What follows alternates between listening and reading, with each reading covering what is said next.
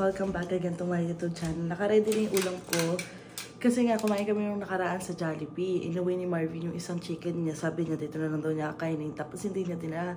Akin na lang daw. Kaya binaon ko, ayan. Tapos may strawberry ako. Tapos may boiled egg ako. Saka grapes. Tapos konting rice. Tapos ano lang ako ng tubig. Papa-filter. Tapos alagay ko na siya sa baunan ko. Tapos padating na rin naman si Kuya Toto. Kaya naka-ready na rin naman ako. Ayusin na lang natin ito para mailagay na sa bag. Ayan guys, nandito na tayo. Nag-iintay na tayo kay Kuya Toto. Sabi niya kanina, nag-ano daw siya, tanggal daw ng snow. Kaya nagtaka ko, nagtingin ako sa labas, nag-snow pala kagabi. Tapos tingnan niya yung itsura, pero hindi naman siya ganun kalakas. Kasi kahapon halos natunaw na nga yung mga snow kasi nung nakaraan na araw, umulan. Kaya parang maano ang kalsada, madumi. Ayan, tingnan nyo. Ayan o. Nag-snow ng konti pala dito. Wait na lang natin si Kuya. Uwian na sa drive-thru. Ay, ito yung tip ko. Kalagay ko ito sa alkansya ko. Buti tumigil na yung snow. Ang taas naman ng sikat ng araw. $1.50. O, diba? May pambili na tayo. Ipunin ko itong mga ano ko. Mga tip ko. Kasi nag-take order dun sa isa eh. Nagluluha talaga ako pag humahangin.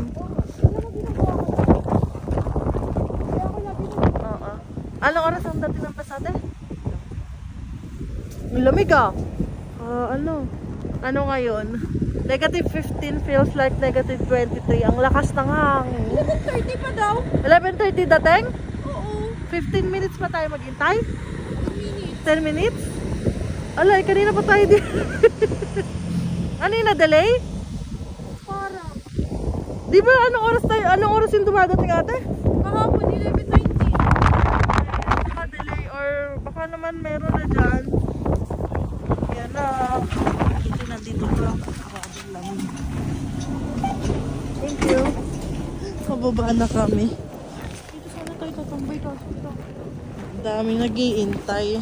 Doon lang tayo sa tapat, tsari. Ay, ang hangin. Ay, tatawid na. Sunod-sunod yung bus, oh. Kung ganyan lang sana yung bus doon sa may amin. 12:24. 12:24 ang bus natin. Nandito na uli yung bus. Buti na lang, hindi tayo naghintay ng matagal. Ay, pukingina mo. Dulas. Guys, kabababa ko lang. Nilabas ko na yung tawag dyan, scarf ko para takpan tong mukha ko. Pero lumuwag eh. Ayusin ko ulit. Kailangan natin magdahan-dahan paglalakad kasi madulas. Nadudulas ako. Diba yan? Kailangan natin bumili ng katulad ng kalaate pam. Yung tumutusok sa snow. Nilalagay siyang sa sapatos. Parang bakal ata yun eh. Nadudulas ako eh kasi may mga buo-buong yelo. Madulas. May snow na naman kasi kanina. Kaya ganyan. Ayan. Medyo nag-ano naman ang snow. Ang lakas ng hangin. Grabe. Ay! Uy! Laktaw-laktaw yung mga snow eh.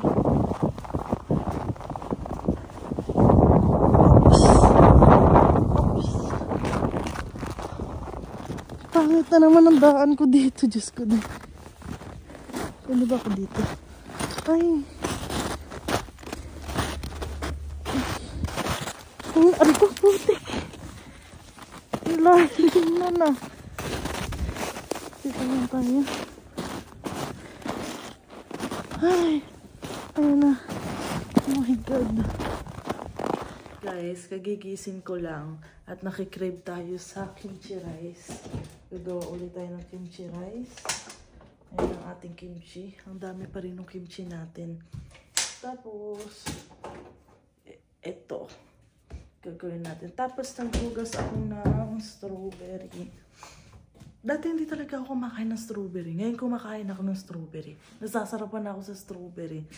Kaya pag pag bumibili si Marvin yun, hindi ako kumakain. Tapos nito lang, nagustuhan ko siya. Nung tinikman ko, nagustuhan ko siya. Then, lagi ko na siyang kinakain. Konti lang naman lulutuin kong kimchi rice. Ay, hindi, damihan ko na para baon ko na rin bukas. Para hindi na ako magagaya. Magluto na lang ako ng extra na egg para bukas din. Para doon sa kimchi rice ko. Sabi nga kanina sa akin ni ate, baka doon naka-bacon na naman ako. Kasi nung nakaraan, gustong-gusto ko yung bacon tsaka egg. Mag-partner sila, tas yung rice. Yun lagi yung baon ko. Sabi, hindi ate, hindi ako nag-bacon. Kasi nga, si Marvin may iniwan na isang fried chicken na Jollibee. Kaya yun yung kinain ko. Okay, sabi niya ganun. Tapos si Marvin, hinihintay ko pa ngayon guys na mag-message. Kasi pauwi pa lang ata yun. Noong oras na madilim na. Kaya magluluto muna tayo. Konti lang kakainin ko. Ayaw ko kumain ng madami. Kung mapapansin nyo minsan guys, lagi yung ganito suot ko. Apat ata yung ganito ko. Ito yung galing dun sa isang Tim Hortons nung kala Ate Lani. Kasi nga ito yung mga sobrang damit. Nung last year pa ata. May ganito rin si Marvin galing Toronto dun sa trabaho niya. Tapos sabi nila ate, kumuha daw kami para daw meron kahit pantulog sa bahay. Tapos kumuha ko 4, sabi ko. Kinuha ko nung una small kaso ang liit. Tapos kinuha ko yung medium. Tapos kumuha ko ng large para kay Marvin. Kaso hindi naman dinala ni Marvin. Kaya ako nilang disusuot. Pantulog din sayang din. So magluluto na muna ako. Nagkakat na rin ako ng sibuyas. Konti lang naman yung sibuyas na gagamitin ko. Ayan lang siya. Guys, tapos na tayo sa egg. Nangyari sa egg ko. Ito yung gusto kong egg. Yung malasado. Tapos sasama mo ng pandesal. Yung guest namin na galing Amerika. So gusto nilang ganyang egg. Sarap. Kakain na muna tayo. Kimchi rice with egg. Tapos strawberry. The best. Masarap yung kimchi ko. Diyan mo. Gusto. Ay! Nabubo. Wait lang. So, ayun guys. Tapos ko nang kausapin si Marvin. Nagchikahan lang kami kung ano yung mga ganap namin sa araw namin. Tapos yun kay Marvin. So, ayun. Nag-share siya ulit na pagod nga daw siya. Yun lang naman. 10 hours yung trabaho niya. Talagang pag-aalis siya, maaga siyang alis sa bahay. Tapos pag-uwi siya, madilim na din. Kakain lang siya. Ayun. Ano din, kagandahan din, mababait din yung inuupahan ni Marvin. Pinapakain din siya. Nagdadala rin siya ng food. Tapos minsan, inaaya din siyang kumain doon. So, ayan. Tapos, pag uwi din niya, pahinga na din siya, diretso tulog kasi maagat din yung gising niya. Di ba nga nagka-carpool siya, so maagat siyang umaalis din sa bahay para madaanan yung iba. Parang 3 ata yung sumasakay kay Marvin ngayon. So, laking bagay na din yun kay Marvin.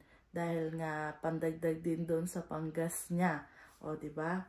Kaya sabi ko, nung una, ikaw yung gusto mong mag-carpool. Kasi nga, nung una nga, guys, natatakot nga siya mag-drive dahil nga first time niya mag-drive ng winter. Tapos, ayun nga, yung winter pa dito sa Saskatchewan ay malakas talaga compare dun sa Toronto. Nagda-drive si Marvin sa Toronto, ano nga lang nun, nung rent lang, nung dumating sila mama. Oo, doon lang kami nag-rent talaga. Kaya nga nun, talaga si Marvin na kumuha ng G2 para pag dumating sila Mama Aida nga nung summer, may pasyal-pasyal namin makapag-rent. Sa awa ng Diyos, nakasurvive naman kami nun. Kasi syempre may work din kami, bago pa lang kami parehas si Marvin nun, kaya hindi pa kami makapagpaalam na magbabakasyon ng mga 2 weeks, 3 weeks, yan. So may time naman na hindi ako makasama kasi may work ako ng Sabado at Linggo. Si Marvin ang kasama nila Mama Aida pa, mamasyal. So ayun. Kailan nga ba? Malapit na din dumating yung sa winter time, magkaka-winter time na rin si Marvin. Nagbasa rin ako ng mga comments, mga ibang comments ng mga ibang vlogs namin.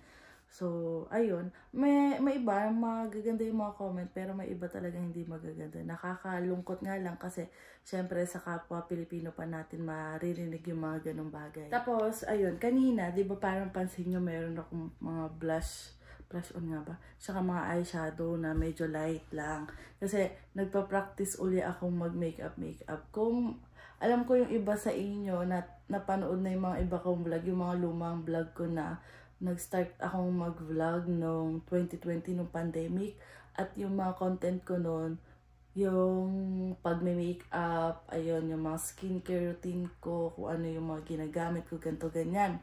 Kasi nga that time, di ba nga nasa hotel ako noon, sa hotel, required na naka-makeup talaga kami, lalo na nung college ako. So, nasa HRM ako, kapag may mga event kami, kailangan nakaayos talaga kami. Kaya medyo natuto ako ng konting mag-ayos. Tapos nung nag-pandemic, ayun, nagkaroon ako ng time mag-aral, mag-makeup. Kaya yung mga ibang vlog ko ganun, puro makeup.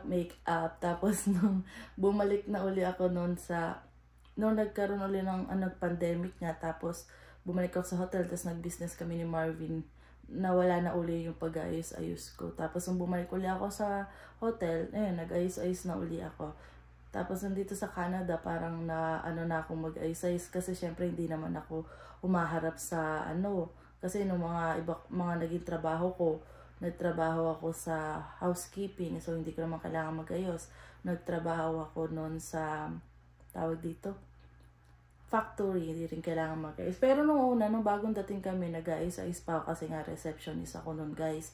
Pero nung nawala na ako dun sa work ko, hindi na ako nag-ayos-ayos. Tapos, ayun nga, ang dami din ng babash sa akin dahil nga sa itsura ko sobrang ibang-iba na daw compare dun sa dati, na hindi daw bagay sa akin ng Canada kasi nga para daw akong, basta, syempre, basta ang dami.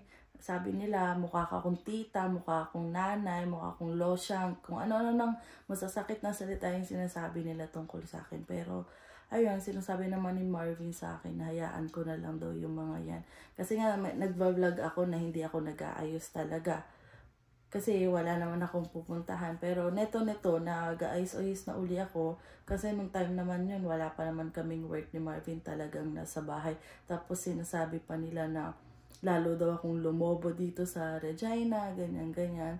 So, basta sa akin, parang deadma lang. Pero syempre, hindi mo rin maiiwasan na masakit yung sinabi talaga nila. Kung dyan sila masaya, manglait ng kapwa nila, okay, go lang. Wala naman tayong magagawa. Hindi ko naman dinidelete yung comment nila. Nandiyan pa rin yung comment nila, ng mga panlalait nila. Humahaba pa nga yung comment section kasi nga sa mga sinasabi nila na about sa tsura ko nga. So, ayun. Tapos, yung mga ibang comment naman sa amin na mga international student na nang dahil daw sa amin, nagkaletse-letse na daw yung buhay nila dito sa Canada. Yung mga PR, ewan ko, sabi niya kasi PR, sila daw mga PR nahirapan dahil sa amin, sa mga international student, wala daw silang makuhang trabaho. Pero napaisip lang din kami, kasi syempre, yung iba mga PR matatagal na din, nagtataka rin kami bakit hindi din sila nakapag-settle na ng, na talaga ng trabaho na, talaga yung nakapag-invest na rin sa trabaho. Kapag nakakuha sila ng magandang trabaho kasi syempre matagal na sila. Tapos, ayun, parang kapag may mga problema sa mga international sinisisi. Hindi naman lahat ng international student syempre pasaway. May mga iba naman na maayos din naman, guys. Tapos, ayun nga, na ang pa nga nila, yung mga international student pa daw nakakakuha ng mga magagandang trabaho. Pero, ayun, may iba din kasi, syempre, mga matatagal na din, yung mga PR na dumating dito, kaysa mag-aral nga daw, inuuna na lang magtrabaho kasi nga sa mga bills. So, ayun. Tapos, basta sa mga comment section, nababasa ko na nagtatalo-talo yung mga PR, tapos yung mga ibang international student. Nababasa ko yan sa mga Facebook, yung mga ibang content creator sa Facebook, mga sa TikTok, yan, nagtatalo-talo nga sila. Parang inaaway nga nila yung mga international student. Pero yung ibang international student, yung mga naging PR na, mga din sila, palaban din, pumapatol din sila kasi masyado na daw dinadown sila para namang wala na, pinaghirapan naman daw nila yung pagkuha nung permanent resident nila dito. Tapos wala naman silang inaapakan na ibang tao, nagtatrabaho naman sila ng marangal, yung mga ganun ba. Tapos kapag ano daw sila, ang tawag dito, parang nag-share lang sila ng, halimbawa sa Facebook o sa TikTok, nag-share sila na nakakuha sila ng bahay, nakakuha sila ng sasakyan, binabash na sila ng mga matatagal na daw dito na bakit sila kumuha agad ng bahay, ganto ganyan, kaka-PR lang nila, ganto na international student, ganyan. Yung parang, kaysa ba i-congrats na lang, ganyan, parang i-down pa nila yung mga ibang tao, yung mga ibang international student. Pero syempre nasa kanila na din naman yan. Kung ibang mga international student hindi nagiging okay dito kapag kumuha sila ng sasakyan, bagong bahay. Tapos may iba naman na nagiging okay naman sila. Depende rin naman yan sa inyo kung syempre kung yung isa kaya niya talagang kumuha ng bahay. Kasi maganda yung trabaho niya, maganda yung pasahod. Saka before siya kumuha ng bahay, na parang na-budget na din nila, ganto ganyan. Hindi yung mga biglaan lang talaga. Tapos pag medyo matagal na, hindi pala talaga nila kaya, di ba? Ganun. Kaya yung mga ganyan, pinag-iisipan talaga yung mga pagkuha-kuha ng, lalo na malaking halaga talaga yung kinuha mo, matagal mong babayaran. Kaya dapat pag kumuha, talaga, kaya talaga. Tapos ayan, tapos may ibang mga nag-comment na bakit daw pinagsisiksikan dito sa Canada. Bakit daw kami sumisiksik dito sa Canada, ganto ganyan. Yung maririnig mo yun sa mga kapwa Pinoy mo pa. Tapos may ibang nag-comment nga din doon, nagre-reply na sabi nila, nangarap ka rin naman pumunta dito sa Canada. Galing ka din naman sa Pilipinas. Yung mga ganun, parang inaano na din nila yung mga iba nagko-comment ng hindi maganda. Kasi kaysa suportahan, ida-down ka pa ng kapwa Pilipino mo. Kasi tapos yung iba sabi nila, dumating daw sila dito, immigrant na daw talaga. Dahil daw sa magulang din nila. Tapos, ayun, kumbaga ba lahat naman tayo Pilipino, lahat naman tayo nanggaling talaga sa Pilipinas. Kung hindi ka man pinanganak sa Pilipinas, dito ka na pinanganak, pero syempre nakakapanood ka pa rin ng mga Pilipino, nakakaintindi ka, so naka-adapt ka pa rin ng culture ng Pilipino, di ba? Pero yung yung parang ugali talaga na kaysa support lang, no, ida-down ka pa talaga ng bonggang-bongga. Yung parang sasabihan ka talaga ng hindi maganda para maano ka talaga, ma-depress ka talaga. Yung tipong nakikipaglaban ka nga din dito sa Canada kasi hindi naman basta-basta din yung buhay dito. Mahirap din yung buhay dito kahit nga yung mga comment na mga PR na mga ibang nagko-comment sa amin na PR na may struggles din talaga sila. Pero ayun nga daw, syempre sa simula daw talaga mahirap. Pero ngayon nakapag-settle na sila, okay na talaga. Kaya wag daw kaming susuko. Tapos may isang nag-comment doon, dumating din kami sa ganyang part na hirap kami na paano kukunin din yung permanent resident, paano kami makakakuha ng magandang trabaho.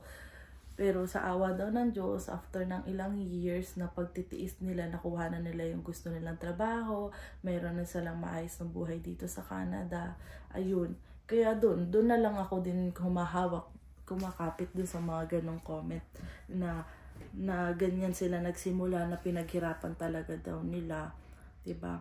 May iba nga, madami namang mga Pilipino talaga na tumutulong, pero syempre may mga ibang Pilipino hindi mo alam kung totoo ba talaga sila sa iyo, 'di ba?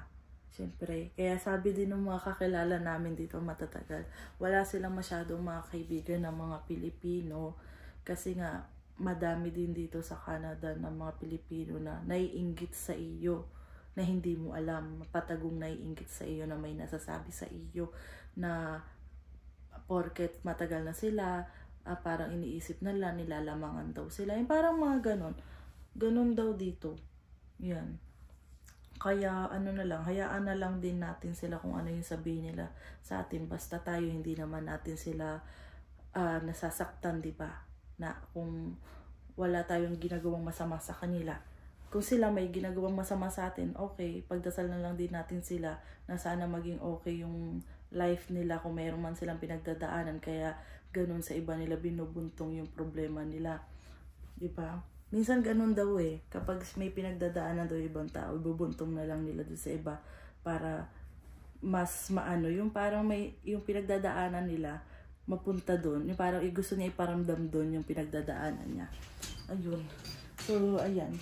Kaya ano na lang tayo, kahit minsan puro negative na yung nakukuha natin, meron namang mga positive din naman tayong nakukuha na yun na lang din talaga yung kailangan nating kapitan, lalo na ngayon na sobrang hirap na talaga dito sa Canada. Sobrang higpit na hindi natin alam kung ano bang mga pwedeng mangyari sa atin next year. Diba? Siyempre next year magkakaroon ng botohan. Baka mangyari yung mga naka-PGWP, hindi na nila patapusin, pauwiin na lang din nila kasi nga nagbabawas sila. Pwede rin naman na next year, magkaroon ng magandang balita na makakuha tayo ng permanent resident, yung mga international student dito, di ba? Ayun, basta ano lang tayo, lalaban lang tayo, laban lang tayo ng laban kahit mahirap, di ba? So, ayun lang, dito na tayo magpapaalam. So, kung may makikita kayong negative comments sa dito sa YouTube ko or sa ibang mga nagko-content creator dito sa Canada na pilit lumalaban, ano na lang, stop nyo na lang yung charing. Hindi, kasi wala naman tayong magagawa kung gusto nila magbigay ng negative na comment. Talagang, as in, below the belt na talaga yung mga comment. Hindi naman natin maano kasi mayroon naman silang sariling YouTube account na kaya nila mag-comment kung ano man gusto nila. So, kung dyan sila masaya, okay, dyan. So, thank you na lang kasi po nanonood kayo sa YouTube channel namin. So, ayun, don't forget to like and subscribe sa YouTube channel namin. Thank you guys, bye!